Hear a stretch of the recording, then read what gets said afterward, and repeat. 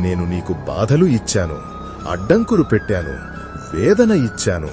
నువ్వు లోపల ఎంతో ఏడ్చేస్తున్నావు, నాకు తెలుసు. కాని ఎందుకు నేనిలా చేస్తున్నాను? ఎందుకంటే నిన్ను బలంగా చెయ్యాలి అనుకున్నాను కాబట్టి. నీ ప్రతి కన్నీరు, నీ ప్రతి గాయం, నీ ప్రతి ఒంటరితనం అన్నీ ఒక్కవైపుకే నిన్ను తీసుకువెళ్తున్నాయి, నా వద్దకు.